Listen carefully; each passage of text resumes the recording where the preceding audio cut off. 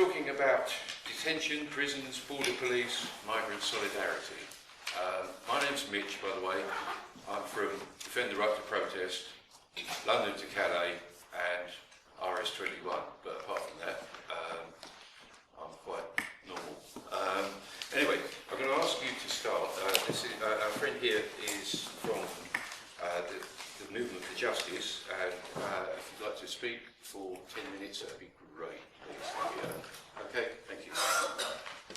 Okay, so hi, I'm Antonia Bright. I'm part of the Movement for Justice by Any Means Necessary, and came with another our members.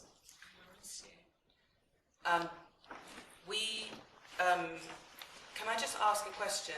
How many people here, if any, have come to any of the demonstrations at the detention centres? Okay, quite good. Okay, that's good. So that you have already like some concrete sense of like what it is we've been doing. For Movement for Justice, the fight to end immigration detention, the campaign we've been doing around that is part and parcel with the fight to stop the scapegoating of immigrants and to build a movement based on anti-racism and fighting the anti-immigrant bigotry that we feel is like the central divide and rule policy of the ruling class of the government. That all the mainstream parties have been willing to blame immigrants for the problem, or use blaming immigrants for the problem of the society, the economic crisis, the political crisis. All of them have been willing and ready to target and scapegoat immigrants as a way to save face, or to, they think, maybe win votes, but most of all just to divide the society, which they have no solutions for. In other words, they're driving through cuts. There's a way in which we're all expected to get used to tougher life, you know, lower expectations, lower quality of life. And racism is just always a central plank to that policy. It means it's also got to be a central plank to the fight back, to fighting for a better society. Has to have at its heart a fight against racism and a willingness to speak the plain truth about racism, bigotry. If we don't do that, then we're not going to be in a position to achieve any of the things we may want to achieve. Racism, yeah, is a cutting edge. It's a pivotal question. So then, okay, why this the detention centres and so on? The other side of what I've just said is that the fight against racism is also incredibly dynamic, and our communities, black communities, immigrant communities, people, you know, who are in that fight, you know, for that freedom or equality or respect, that our communities are incredibly dynamic and are going to play a central role in a fight for justice in general, in a fight for equality in general. And we see this happening with what we've been doing around the detention centres. When we first demonstrated outside detention centres, we did it because we knew that we have to organise inside detention as well as outside. That we can't deal with a fight around, you know, the anti-immigrant bigotry and racism without organising inside detention centres. Detention are like there as a shadow hanging over the head of every person with an even vaguely unstable immigration status. It's like they're operating not just against the people who are in detention, but against the people and the whole life decisions that people can make who are under the threat of detention. And so it's there to put fear in people and try to get them to hold back. People who would be some of our most dynamic, you know, fighters. So we have to organise, we have to deal with this question. Our members are getting detained. Our members, you know, face detention. So if we can't do something around that, then we can't hold on to any of our best members and leaders and fighters. But also there's a dynamic fight every day going on inside detention centres. And what makes detention system fragile, on the one hand, it's become a very prominent part of the anti-immigrant system, being able to hold on to detention centres. They've gone from like housing hundreds of people to housing thousands and thousands of people. There's over 30,000 people put in detention each year. So it's really like mushroomed as a policy under the Labour Party, as well as under the coalition government, as well as under the Tory government, under all of them. They've seen this, and it's like a ever-growing thing. It's like, you know, you lock some people up, that shows we're being tough on immigrants, you know, like we're keeping a tough immigration policy. But none of the conditions of life change doesn't resolve anything. No one's life has improved. You know, people's lives are still getting harder, so say, oh, well, we have to blame people more. We've got a lot more people up. It's like an ever-increasing number. It's a policy that feeds itself. So detention has grown and grown. And then it sucked up more and more of people from the community, people who didn't previously think that this affected them are getting dragged into it as well. And there's tremendous, you know, anger across the communities and an increasing, you know, it just means that as soon as there's a fight for change, it means there's a hell of a lot of people who have been looking for that fight to happen and looking for a means to fight back, who are, you know, open and getting involved. So like I say, when we first went, we knew there'd already been some collective actions going on in the detention centres. And we wanted to think, well, what can we do outside that helps to escalate and help make that more likely to be a fight that could win? You know, what do we need to do outside with the people inside that is building that movement more? There's always, like, hunger strikes. There's always sit-down strikes or boycotts or struggles around deportations or, you know, petitions. There's always occasions things happen, they take off, then they stop. And, you know, we need a much more organised approach to, you know, build on those struggles. Yet, time goes so fast. I'll cut to what we did at Yardswick. So, the demonstrations outside are organised with people inside. They're part of every step of it. It brings a platform, it gives people hope, it shows people in a practical way that there is a movement that's building, that's fighting against detention, that's standing on the same principles as the people inside that are fighting. And that has, as that's grown, then more and more of the people coming out of detention are making pledges that when I get out, I'm going to be part of that. Then it's speaking for, it's exposing the real truth about detention. And it's a real ray of hope in a situation where the government are looking to be even tougher on immigration in the future. That this is at the forefront of building the kind of movement that can throw off those future attacks, or build the kind of movement that cannot cooperate with the future, you know, anti-immigrant legislation and plans of the government. It's bringing that kind of a hope. I do want to give a chance if you want to. I know that I've left loads out, so I'm sure you know anything could be added, and I hope people have questions. But I'm sorry I put you on the spot. Hello everyone. Although she has touched every aspect of the detention, like me, I'm a practical example. I was detained for about 4 months. I was in Yeswood. It is not easy. That place is. Detention is a different world altogether, where you don't know your fate the next minute. We live in fear. The window where you live, we are in tinted windows. Somebody will lock you in and will take the door, the key.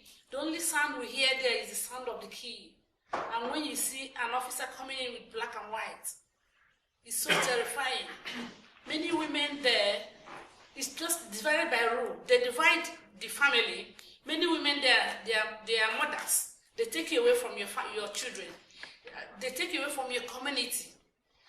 at the end of when you come out there, your mentality is gone. Like when I came out, it was damaging. So it's not where we expect people to be there for a long time. And putting people in detention is not the ultimate. You can't just put in somebody there for 4 or 5 months and nothing is happening. There should be a limit to all this, and we are praying that detention should be closed entirely. Then Home Office should know how to deal with their immigration the other way around. Thank you very much.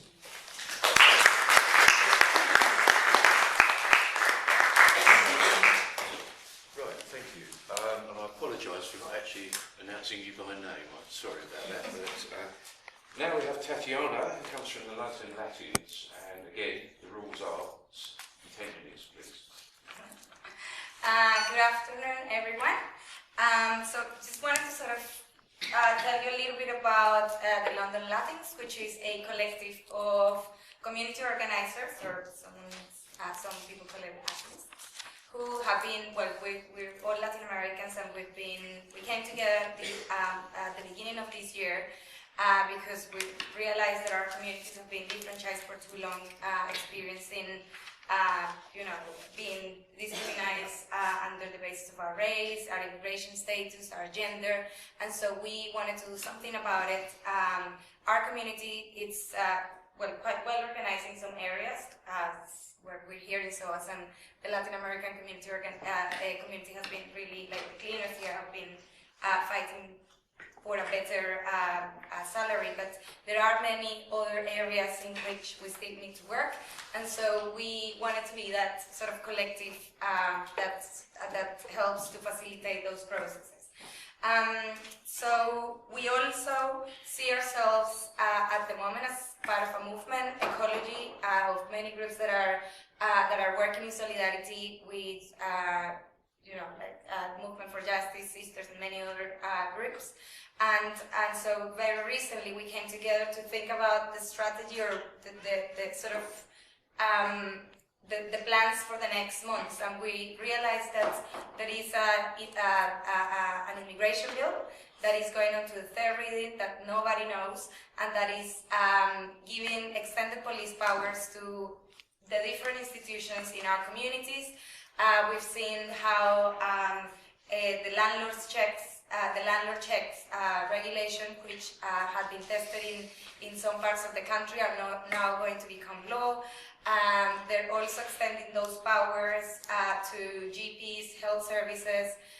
So basically everyone in our community is going to be forced to check people's passports. If not, they will be criminalized. And so, like, some of the things that this immigration bill is proposing is that if you don't ask for those, for documents, for passports, people will be sent to prison, or they will have to pay a fine.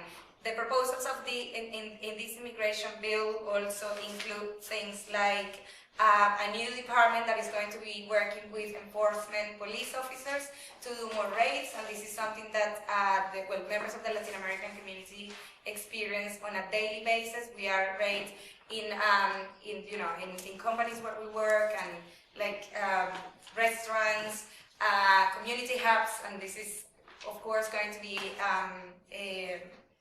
extended more. Bank institutions are going to be, banks and financial institutions are also going to be asking for passports. There's also, like in the Immigration Act in 2014, for many of the applications that people were making, immigration applications, there were no appeal rights. And now this proposal is bringing a further sort of repressive change, which is that not even human rights cases are going to have the right for appeal. So it's, and I can go on and on. There is also like a proposal for a tax system for asylum seekers, which is already happening, but it's going to become law. These are just some of the things that the immigration it's proposing, and if we don't organize around it, it's going to become law. Although many of these things are happening, it's still not law. So we decided to sort of come together with other groups to see how we can make a lot of noise about this and start building together and working in collaboration more so that we can build, as Antonio was saying, a movement that is that can stop all these racist and repressive regulations. So for the next 6 months or so, we're going to be working around this, learning, going back to our communities and well, educating ourselves, because this, of course, is not known by our communities, and so we need to go back to them and learn and educate ourselves on how to organize around all these issues. I just wanted to say that, so we are also trying to create a collective of groups coming from the global south and starting to redesign the whole narrative so that we can work together more and so that we can organize better. And that's the road we're on, and hopefully, all of you will join the movement that we're hoping to create.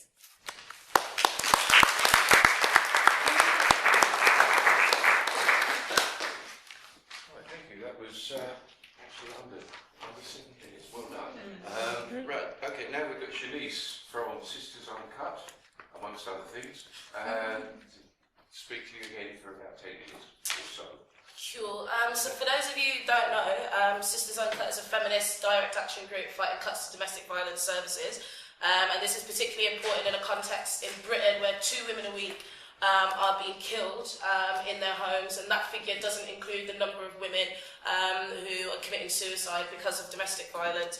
I think what's important to note though when you're talking about violence against women generally and domestic violence in specific is the way in which the lines of violence are shaped by race, nationality, migration status, and also austerity and neoliberalism.